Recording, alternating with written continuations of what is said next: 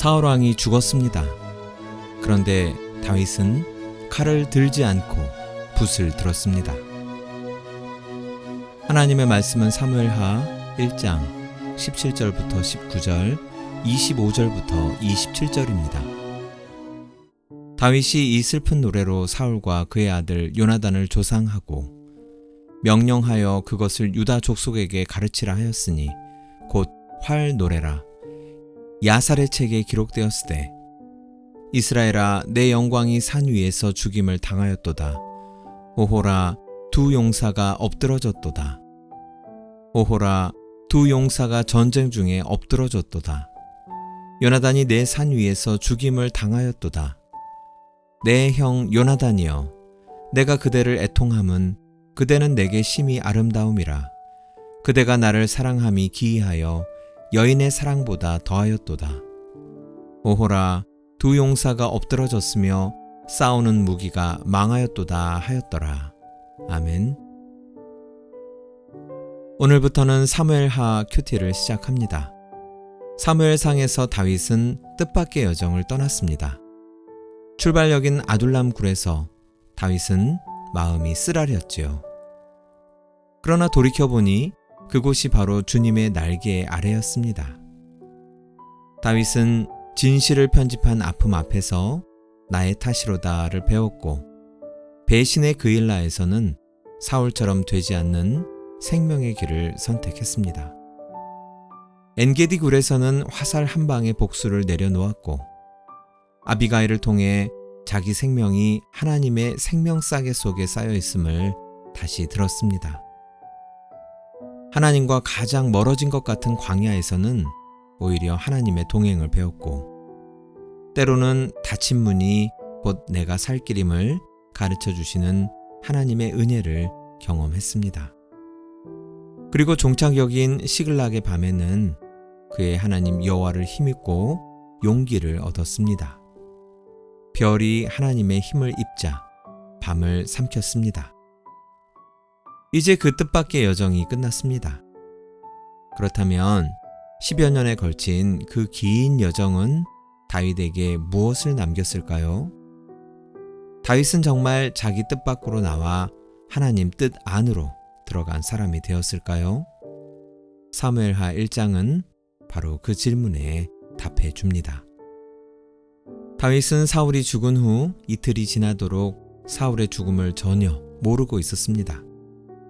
3일째 되던 날 한 아말렉 출신 청년이 다윗에게 헐레벌떡 뛰어왔습니다. 이 청년은 다윗에게 놀라운 소식을 전하는데요. 바로 사울과 요나단이 전사했다는 소식이었습니다. 다윗이 사울의 최후의 모습을 물어보자 아말렉 청년은 사울 왕이 부상당해서 너무 고통스러운 나머지 자기에게 죽여달라고 해서 할 수 없이 사울 왕을 죽이고 그 증거물로 왕관과 팔고리를 가지고 왔다고 말합니다. 이 청년의 말이 이상하지요? 어제 묵상 본문인 사무엘상 31장은 분명 사울 왕이 스스로 목숨을 끊었다고 증언합니다. 그렇다면 이 아말렉 청년은 다윗에게 거짓말을 하고 있습니다. 제가 지도에서 사울이 죽은 길보아 산과 다윗이 머물고 있는 시글락 사이의 거리를 따져 보았는데요. 150km 정도였습니다. 잘 걷는 사람이 하루 12시간 동안 50km 정도를 걸을 수 있다고 합니다. 그렇다면 이 청년은 사울이 죽은 직후에 왕관과 팔고리를 벗긴 후에 그 즉시 출발해서 3일 내내 하루 12시간 동안 50km씩 총 150km를 걸어서 다윗에게 도착한 것이죠. 그 당시에 아스팔트, 시멘트 도로가 없었죠. 돌투성이 험한 땅을 하루 12시간씩 걸어서 3일 만에 왔습니다.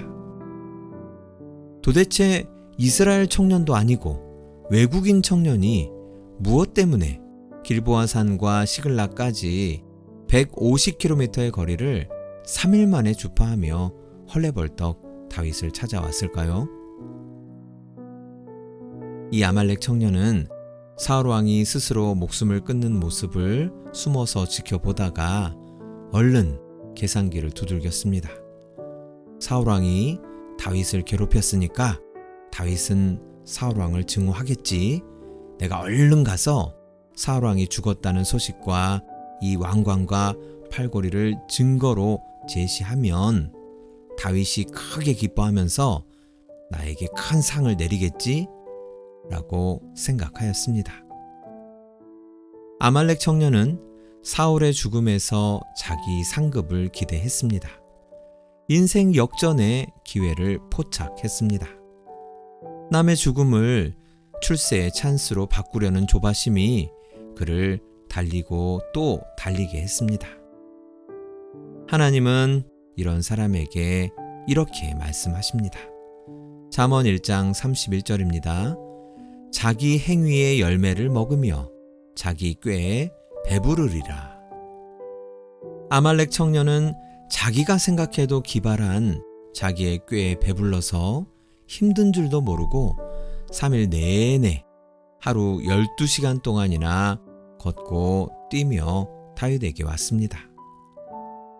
사람은 자기가 품은 마음으로 남의 마음도 재단할 때가 많지요.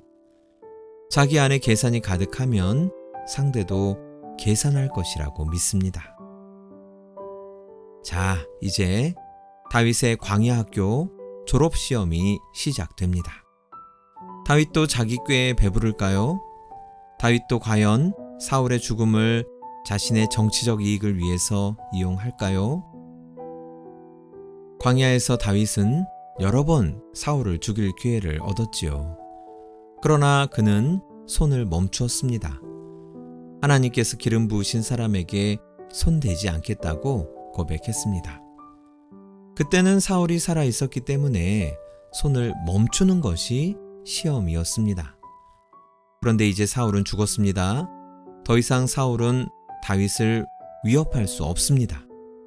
이제 다윗은 마음껏 사울을 깎아내릴 수 있습니다. 마음속 감정을 다 쏟아내도 됩니다. 드디어 끝났다! 라고 외쳐도 됩니다. 그러나 다윗은 그렇게 하지 않았습니다.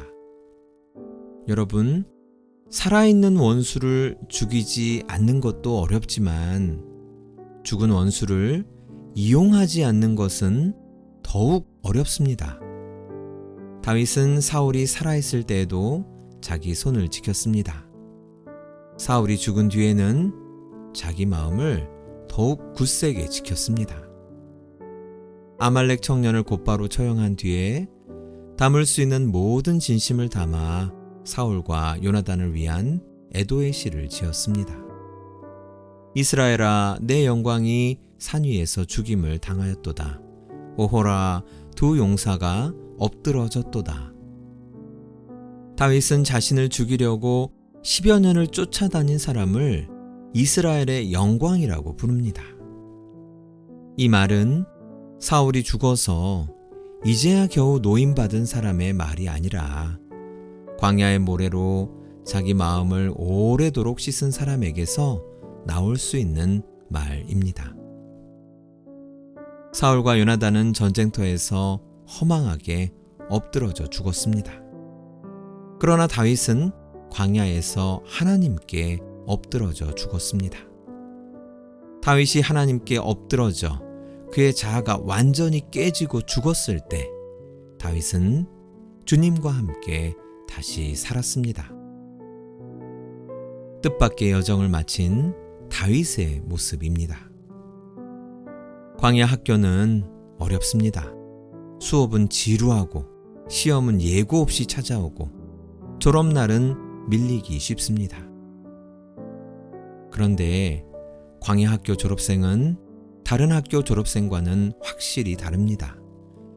남들이 기회라고 부르는 순간에 멈추고 복수라고 부르는 순간에 애통하고 득실을 따지는 자리에서 하나님만 생각합니다.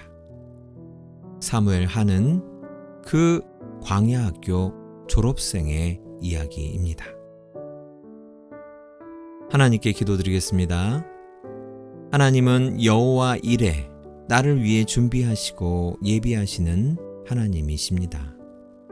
하나님은 여호와 로이, 나의 선한 목자시니 내가 죽을 때까지 나를 인도하시는 분이십니다. 하나님은 여호와 니시, 내게 승리를 주셔서 저를 통해 영광을 받으시는 선하신 분이십니다. 예수님의 이름으로 기도드립니다. 아멘. 묵상 질문을 드립니다. 하나님께서 광야학교 신입생을 모집 중이십니다. 광야학교에서 배울 과목은 딱 한 과목, 오직 주님만 바라보기입니다. 졸업까지의 기간은 10년이고 졸업을 장담하지는 못합니다. 중간에 전학 가고 자퇴하는 학생들이 많았거든요. 광야학교에 지원하시겠습니까? 오늘도 뜻밖의 여정 속에서 오직 주님만 바라보는 하루 되시기 바랍니다.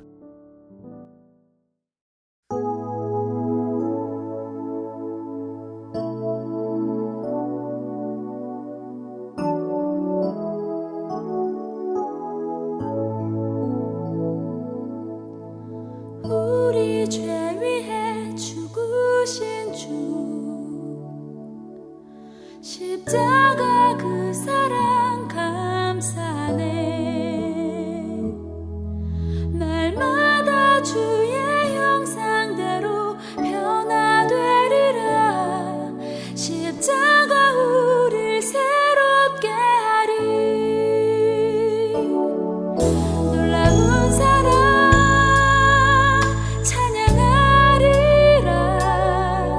우리를 위해 생명 주셨네. 놀라운 사랑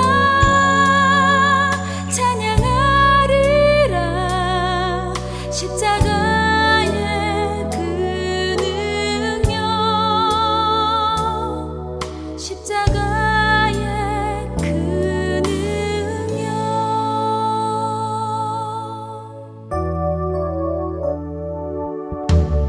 우리 죄 위해 죽으신 주, 십자가 그 사랑 감사네. 날마다 주의 형상대로 변화되리라. 십자가 우릴 새롭게 하리. 놀라운 사랑 찬양하리라. 우리를 위해 생명 주셨네. 놀라운 사랑 찬양하리라. 십자가의 그 능력, 십자가의 그 능력. 놀라운 사랑 찬양하리라.